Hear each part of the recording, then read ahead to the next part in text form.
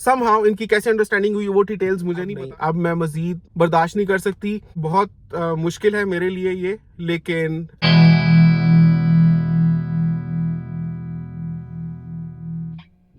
नाज़रीन, story I है एक जी बड़ी ज़बरदस्त। आज की स्टोरी है उमैर सदाकत की, लाहौर से।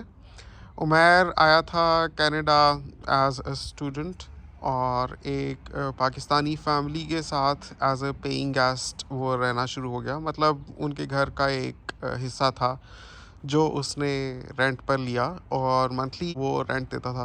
मैंने पूछा रेंट कितना था? कहता है कि मैं आया था 7 साल पहले, उस वक्त वो मेरे से $1000 लेते थे। 7 साल पहले अगर वो $1000 लेते थे तो शायद कोई अच्छा भला हिस्सा दिया होगा उसको रहने के लिए। बहरहाल कहता है कि मैं अच्छी तरह से उनके साथ गुजारा कर रहा था। उनकी एक बेटी थी जो मेरे से 2 साल बड़ी थी, लुबना। वो भी काफ़ी स्टडीज़ में मेरी हेल्प करती थी क्योंकि coincidentally she happen to go in the same college जहाँ मैं जा रहा था, बल्कि वहीं से मेरी मुलाकात उसके साथ हुई थी। तो मैं उनके घर में as a paying guest shift हो गया था, टेनेंट समझ लें। उनको किराया देता था उनके घर के एक हिस्से में रहने के लिए। और कहता है कि उससे पहले मैं एक शेयर्ड अकोमोडेशन में रह रहा था जहाँ मैं $700 देता था और मेरे साथ 3 और लड़के थे। तो मैं पढ़ाई नहीं कर पाता था ठीक से। तो लुबना ने कहा कि तुम वहाँ जो रहते हो तो वही तुम मेरे घर में रह लो। तो देखा तो वो काफ़ी ऑब्वियसली मैं किधर शेयर्ड अकोमोडेशन में 3 लड़कों के साथ रह रहा था और ये स्पेस सारी मुझे अवेलेबल थी, तो डेफिनेटली। और फिर कॉलेज से भी काफ़ी करीब था, कम्यूटिंग डिस्टेंस भी कम था, तो वो एक्सपेंसेस ऑफसेट हो जाते थे, तो मुझे वो 1000 रीज़नेबल पड़ रहा था। साथ में लुबना अच्छी फ्रेंड भी थी और स्टडीज़ में भी मेरी हेल्प करती थी। हम दोनों इकट्ठे पढ़ रहे थे और मैं उसी के घर में रहता था। कहते हैं जब हमारी स्टडीज़ कंप्लीट हुई उसके बाद हम दोनों ने जॉब्स सर्च की, तो लुबना ने मेरी जॉब में भी हेल्प की। एक ही कंपनी में तो नहीं, लेकिन वो मुझे ड्रॉप कर देती थी, कभी मैं उसको ड्रॉप कर देता था। इस तरह से हमारे जो ट्रैवलिंग एक्सपेंसेस होते थे फ्रॉम होम टू वर्क वो भी हाफ़ हो जाते थे। तो अच्छा हमारा सिस्टम चल रहा था। करते करते ऐसे ही हुआ कि अंडरस्टैंडिंग हो गई, बात चली। तो मेरे लिए मुश्किल था घर वालों को मनाना क्योंकि उन्होंने कभी देखा हुआ नहीं था लुबना के घर वालों को। लुबना की अम्मी की मर्ज़ी थी कि मेरे साथ शादी हो जाए लुबना की, क्योंकि ऑब्वियसली वो भी लड़का ढूंढ रहे थे। लुबना और एक और बहन थी, बस ये 2 बेटियां ही थी उनकी। तो दूसरी जो बहन थी वो यूएस में होती है, उसकी शादी हुई हुई है, तो बस लुबना ही थी अपने घर में। कहते हैं कि हमारा ड्रीम था कोई इस तरह से अच्छा लड़का पाकिस्तानी मिल जाए, तो हमें तो बड़ा अच्छा लगा कि आप आ गए हो। अंकल आंटी भी मेरे साथ नाश्ता करते थे, कभी खाना बना लेते थे तो मैं भी उन्हीं के साथ खा लेता था। तो करते करते मैं इंटीग्रेट होता गया उनकी फैमिली में और लुबना के साथ तो वैसे ही मेरी अच्छी अंडरस्टैंडिंग थी। फिर ये हुआ कि आंटी ने कहा कि अगर आप लोग हो सीरियस तो इस बात को आगे चलाएं, क्योंकि वो देख ही रही थी कि हमारी काफ़ी फ्रेंडशिप थी और we were kind of open about it. तो मैंने कहा ठीक है, मैं बात करता हूँ अम्मी से। तो मैंने पाकिस्तान में बात की, तो ज़ाहिर है कि उनके लिए भी मुश्किल था ढूँढना लड़की, और फिर मेरे लिए बार-बार जाकर पाकिस्तान में देखना भी मुश्किल था। तो वो भी चाह रही थी कि अगर इधर से ही मुझे कोई अच्छी लड़की मिल जाती है तो शादी कर लूँ यहीं पर। मेरे 3 और भाई हैं, उनकी शादियाँ हो चुकी हैं और एक बहन है, उसकी भी शादी हो चुकी है। मैं बस लास्ट था। तो वो कह रही थी कि अब तुम जो मर्ज़ी करो, हमें तुम पर एतबार है, तुम अपने लिए कोई अच्छी लड़की ही ढूँढोगे। उनका ट्रस्ट था मेरे ऊपर, तो मैंने सोचा कि मैं लुबना से शादी कर लेता हूँ। वो लोग पाकिस्तान से नहीं आ सके क्योंकि बहुत एक्सपेंसिव था उनके लिए। ये भी था कि इतने हम कोई वेल ऑफ बैकग्राउंड से नहीं है। तो हमने यही सोचा था कि इधर शादी कर लेते हैं, फिर इसके बाद हम पाकिस्तान नेक्स्ट ईयर प्लान करेंगे, चक्कर लगाएँगे, तो मैं लुबना को साथ ही लेकर जाऊँगा। तो अम्मी के साथ मैं व्हाट्सएप के ऊपर बात करवाता रहता था, कभी ज़ूम पर, कभी टीम्स पर, तो वीडियो कॉल के थ्रू अम्मी देख लेती थी और बात कर लेती थी। तो अम्मी और मेरे जो ससुराल वाले उनका इंटरेक्शन सारा वीडियो कॉल्स पर ही हुआ था। मैं दे रहा था रेंट 1000, जो ओवर द इयर्स बढ़ता गया थोड़ा थोड़ा थोड़ा थोड़ा। तो मतलब कि शादी से बिल्कुल पहले मैं 1080 दे रहा था उनको पर मंथ। अब वो जो घर था वो लुबना के अम्मी अबू का जॉइंट घर था, उन दोनों के नाम था जो उसकी ओनरशिप थी। और मैंने सोचा कि अब जो हमारी शादी हो गई है तो क्या मैं अब भी रेंट दूंगा? वो कहती है ज़ाहिर है आपको रेंट तो देना ही पड़ेगा, देखिए आप रहेंगे कहीं भी आपको रेंट तो देना ही पड़ता है ना। रेंट मैं उसी तरह से देता रहा और एक तरह से दुनिया की नज़र में ये हो गया था कि घर दामाद है, उनके घर में रह रहा है, उन्होंने रखा हुआ है, क्योंकि जिस भी कम्युनिटी में मुझे लेकर जाते थे अपनी, कभी ईद होती है तो पाकिस्तानी फैमिलीज़ इकट्ठी हुई होती थी। वो कहे या ना कहे, कोई बॉडी लैंग्वेज से भी समझ आ जाती है, लोगों की कभी-कभार गुज़रते हुए कान पड़ जाती है बात। तो हमारा ये इंप्रेशन था उनके ऊपर कि उनका एहसान है मेरे ऊपर, मैं उनके साथ रह रहा हूँ। तो मैंने सोचा कि मैं अलग रह लेता हूँ, क्योंकि अब अच्छा नहीं लगता शादी के बाद भी ससुराल में ही रहना। तो मैंने लुबना से कहा कि अब हम अलग रह लेते हैं, जैसे तुम्हारे अम्मी अबू ने घर ख़रीदा हुआ है वैसे ही हम दोनों घर ख़रीद के रह लेंगे, इसमें मसला क्या है। तो लुबना कहती है नहीं, अच्छा नहीं लगता इस तरह, मैं एक ही एक बेटी हूँ अपने माँ बाप की, मैं भी चली जाऊँगी तो बेचारे अकेले हो जाएंगे। मेरी काफ़ी सपोर्ट होती है उनके, मतलब कि आप भी काम पर जाते हैं, मैं भी काम पे जाती हूँ, तो हमारे सारे काम भी हो जाते हैं। तो इस तरह से नहीं सोचना चाहिए कि आप घर दामाद हो, अच्छा चल रहा है ना, बस चलने दो ना। तो मैं 2 महीने और रुका, लेकिन अब मुझे सता रही थी ये बात कि आखिर क्यों हम अलग नहीं रह सकते। अगर मुझे पेमेंट करनी ही है तो मैं क्यों अपने ससुराल को पेमेंट करके उनके साथ रह रहा हूँ, मैं क्यों अलग से नहीं रह सकता। तो मैंने फ़र्म फ़ैसला किया कि लुबना मेरे साथ शिफ्ट हो। तो लुबना ने कहा कि मैं एक शर्त पर शिफ्ट होंगी। मैंने कहा वो क्या? फिर मुझे आप एक कॉन्डो लेकर दें, वो होगा मेरे नाम पर, लेकिन आपको शौक़ है ना, आप अलग रहना है, तो उसकी पेमेंट आप करेंगे और मैं भी करूँगी, मैं भी आपकी हेल्प करूँगी। ऐसा नहीं है कि मैं नहीं करूँगी, हम दोनों मिलकर उसकी पेमेंट करेंगे। मतलब फ़र्ज़ करेंगे अगर मॉर्टगेज हमारी बनती है 3200 मंथली, तो हाफ़ आप देना, हाफ़ मैं दूँगी, लेकिन वो होगा मेरे नाम। आपको मंज़ूर है तो फिर हम चलते हैं। तो मैंने कहा ये क्या बात हुई, अगर हम दोनों ने कंट्रीब्यूट करना है तो हम दोनों के नाम क्यों नहीं हो सकता? वो कहती है कि नहीं, आपको मेरे ऊपर एतबार नहीं है। मैंने आपकी शर्त मानी ना, आप कह रहे थे कि आपने ससुराल के साथ नहीं रहना, आपने अलग से रहना है, तो मैं आपकी बात मानती हूँ, आप अलग से रहें, मैं आपके साथ चलती हूँ, लेकिन आप मेरी भी तो शर्त माने ना। आपको मसला क्या है? फाइनेंशियली आपके ऊपर कोई स्ट्रेन आएगा? नहीं ना, मैं भी आपके साथ कंट्रीब्यूट करूँगी। तो यहाँ भी आप पे कर रहे हैं। अब ज़ाहिर है कि आप ससुराल में रह रहे हैं तो 1080 आप पे कर रहे हैं, तो अलग से जाकर अगर आप अच्छे से कॉन्डो में रहेंगे तो 1800 तो होगा ना, और वो भी आपकी बीवी के नाम पर होगा, उसमें मसला क्या है? मैंने कहा कि मसला ये है कि 1600 मैं पे करूँ, 1600 तुम पे करो और जायदाद तुम्हारी बनती जाए। कहती है कि जायदाद वायदाद क्या, किस तरह से आप सोच रहे हैं? आपको मेरे ऊपर एतबार नहीं है क्या? अभी तो शादी को हमारे 8 महीने हो गए हैं, अब तो आपको मेरे ऊपर ट्रस्ट होना चाहिए। कहते हैं कि मुझे तुम्हारे ऊपर ट्रस्ट है, लेकिन तुम मेरे ऊपर क्यों नहीं ट्रस्ट करती? क्या वजह है कि तुम नहीं चाहती कि मैं भी जॉइंटली ओन करूँ घर तुम्हारे साथ, खाली तुम्हारा क्यों हो? नाज़रीन, यहाँ पर मैं आपको थोड़ा-सा टेक्निकली समझा दूँ कि जिन लोगों को समझ नहीं आएगी कि आखिर इसमें मसला क्या है। आखिर इसमें मसला ये होता है कि जिसके नाम पर घर होता है, ये जो मॉर्टगेज की पेमेंट्स जा रही होती हैं, तो उसकी इक्विटी बिल्ड हो रही होती है। उसका मतलब ये है कि जब घर बिकता है तो जितनी पेमेंट की हुई होती है उसमें से एक बेशतर हिस्सा तो बैंक को चला जाता है बिकॉज़ ऑफ सूद, लेकिन जो इक्विटी बिल्डअप हुई होती है प्रॉफिट के साथ ओनर को मिलता है वो। लुबना ये चाह रही थी कि जब भी वो कॉन्डो बिकेगा तो जितने भी पैसे मिलेंगे वो लुबना को मिले, जबकि ये कह रहा था कि जब हम दोनों कंट्रीब्यूट कर रहे हैं तो हम दोनों की जॉइंट ओनरशिप हो सकती है, उसमें क्या मसला है। तो वो कहती है कि वो बिल्कुल ऊँट के मुँह में ज़ीरा होगा, ना एक को फ़ायदा होगा ना दूसरे को फ़ायदा होगा। लुबना ये कहती है कि जब वो घर बिकेगा तो फ़र्ज़ करें कि $10,000 ही इक्विटी आई है। अब एक बंदे को मिले तो उसका कुछ तो बनेगा, अगर 2 में डिवाइड हो जाएगी तो 5-5 हज़ार से क्या होगा, ऊँट के मुँह में ज़ीरे वाली बात है। उमैर कहता है कि ये क्या बात हुई कि दोनों को मिलेगा, एक को मिलेगा? जब हमारी शादी हो गई है तो हमारा नुकसान फ़ायदा एक होना चाहिए। तुम क्या सोच रही हो कि दोनों को मिलेगा तो कम-कम मिलेगा, एक को मिलेगा, जिस एक को मिलेगा वो लेके भाग जाएगा? तो लुबना कहती है नहीं, मुझे नहीं इस तरह सैटिस्फैक्शन, अगर आपने मेरी बात नहीं माननी तो आप इधर ही रह सकते हैं मेरे अम्मी अबू के साथ, वरना मैं अलग तो नहीं शिफ्ट हो रही हूँ।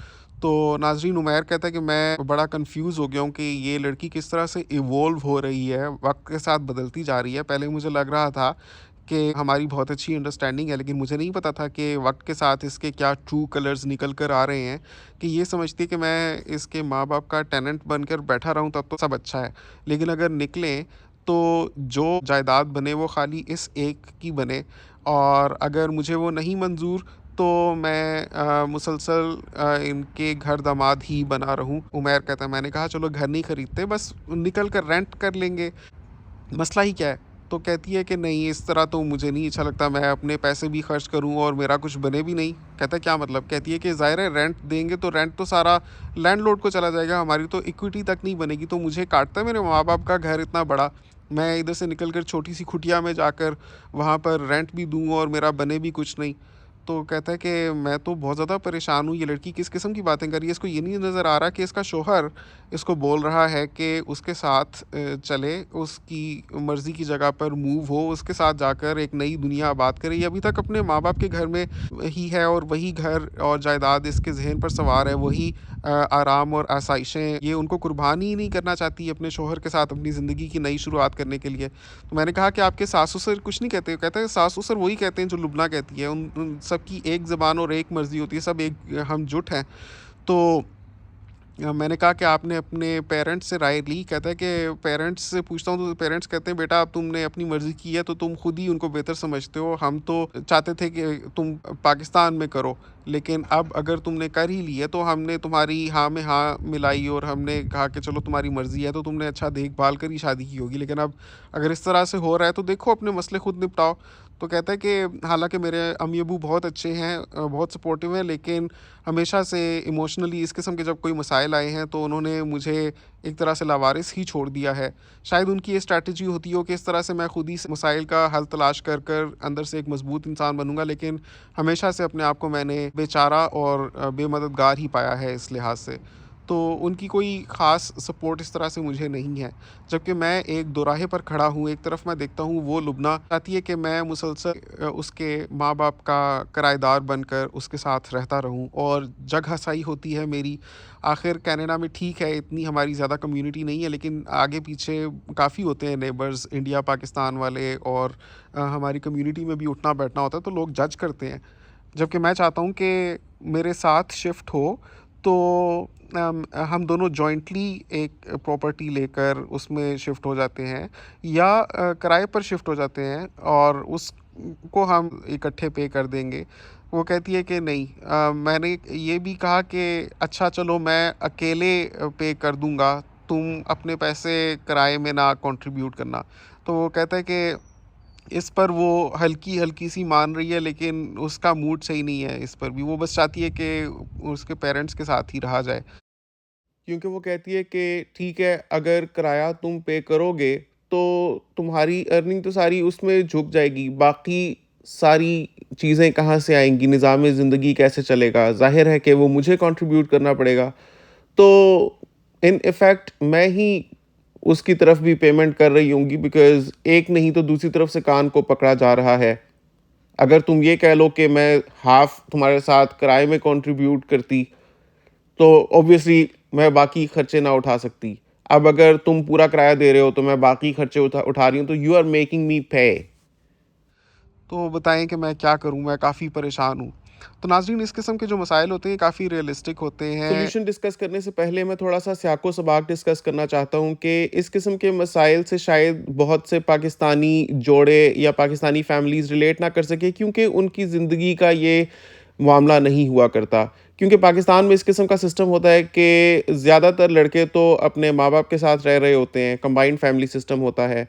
अगर किसी का अलग घर हो ही तो आम तौर पर लोगों ने उसको इकट्ठा ही पे ऑफ करके ख़रीदा होता है। बहुत ही कम लोग बैंकों के ज़रिए घर खरीदते हैं, और अगर बैंकों के ज़रिए खरीदते भी हैं तो अंडरस्टूड होता है कि वो मेल ने ही पे करना है, because women are expected to be at home या take care of the family, वो हमारे कल्चर की एक चीज़ है। लेकिन कनाडा में ये है कि अगर आप घर खरीदने का सोचते हैं तो घर इतने महँगे होते हैं कि आउट ऑफ रीच होते हैं, तो सवाल ही पैदा नहीं होता आम तौर पर कि आप उनको एक गो में ही पे करके ले लें। आपको मॉर्टगेज करवानी ही पड़ती है, और फिर जब मॉर्टगेज करवाते हैं तो फिर लैंड ओनरशिप मतलब घर ओनरशिप के मसाइल भी जन्म लेते हैं कि अगर घर खरीदा जा रहा है तो किसके नाम होगा? क्योंकि फिर लोगों को कुछ इनसिक्योरिटीज़ भी होती हैं कि वक़्त और हालात के साथ जिस तरह से ज़िंदगी और लोग इवॉल्व होते हैं, कल को अगर इसने मुझे छोड़ दिया तो मेरे हाथ क्या है, इसके हाथ क्या है? इस तरह की बातें यहाँ लोग बड़े प्रैक्टिकल होकर सोचते हैं। इसी वजह से यहाँ पर अगर देखा जाए तो ये जो लड़की है लुब्ना, ये एक तरह से टेडी बियर की तरह यूज़ कर रही है उमैर को। क्योंकि अगर वो ये चाहती है कि शादी के बाद भी उमैर उसके साथ लुब्ना के पेरेंट्स के घर पर रहे, तो उनको एक परमानेंट टेनेंट मिला हुआ है। ये भी एक बहुत बड़ी फैसिलिटी होती है कनाडा में, एक आपको ऐसा टेनेंट मिल जाए जो जाए ही ना, क्योंकि वो आपकी मॉर्गेज भरता रहता है। ज़ाहिर है ऑब्वियसली उसके पूरा तो शायद इतना किराया ना होता हो कि आपकी सारी मॉर्गेज ही पे ऑफ हो जाए, लेकिन सब्सटैंशियली उसमें से आ जाता है। और साल के साल बढ़ भी रहा है, जैसे कि बता रहा है कि शुरू हुआ था 1000 से और अभी 1080 है, एंड गॉड नोज़ अभी भी हो सकता है आगे वो बढ़ाते रहें, बिकॉज़ बीइंग वेरी प्रैक्टिकल ये लोग किसी किस्म का लाड प्यार उस तरह से नहीं करते when it comes to financial matters, तो वो बढ़ता रहेगा। तो इनको एक परमानेंट टेनेंट मिला हुआ है। जबकि अगर वो मूव करने का बोलता है, शिफ्ट होने का बोलता है, तो लुब्ना चाहती है कि पे तो उमैर भी करे, लेकिन घर उसके नाम हो।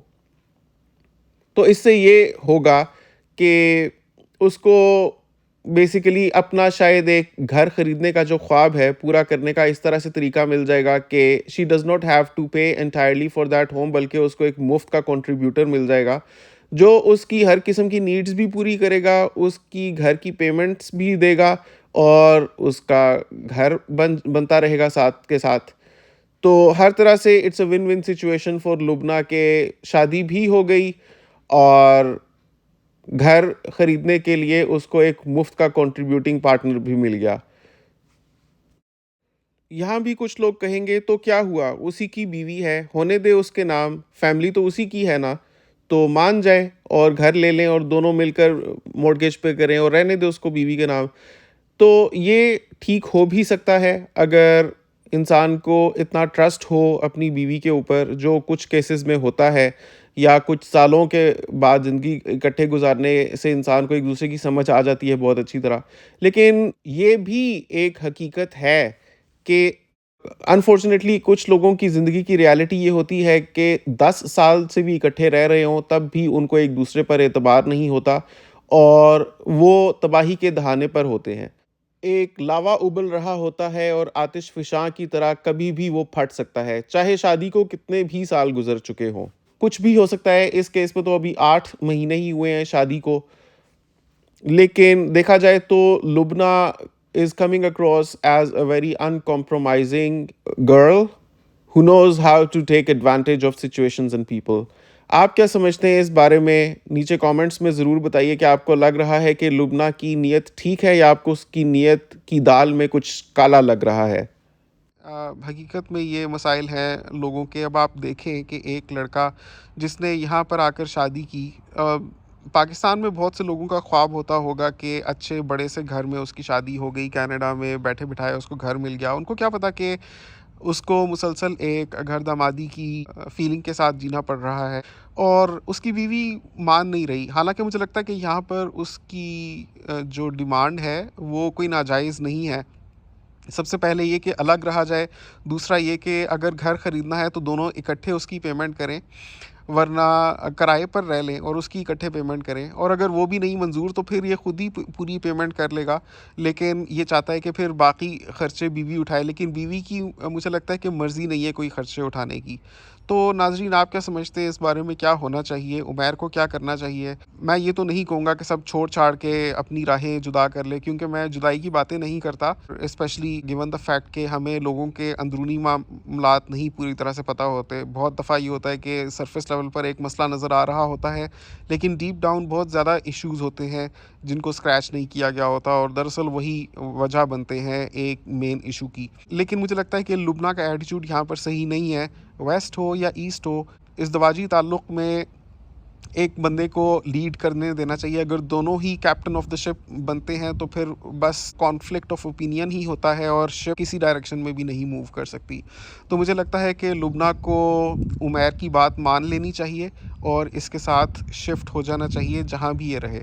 फिर अगर वो कंट्रीब्यूट कर सके तो करे, नहीं तो अपने मियाँ की टर्म्स पर ही रहे।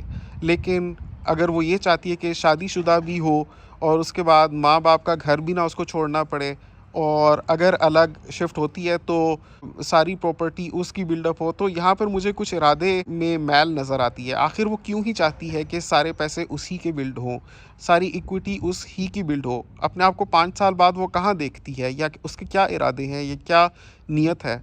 नाज़रीन, इसका जवाब ज़रूर दीजिएगा ताकि ये गुत्थी सुलझ सके और उमैर को भी कुछ डायरेक्शन मिल सके। उम्मीद करता हूँ आपको आज की वीडियो पसंद आई होगी। मुझे दुआओं में याद रखिएगा। आपसे मुलाकात होगी इंशाल्लाह अगली वीडियो में। तब तक के लिए अल्लाह हाफ़िज़।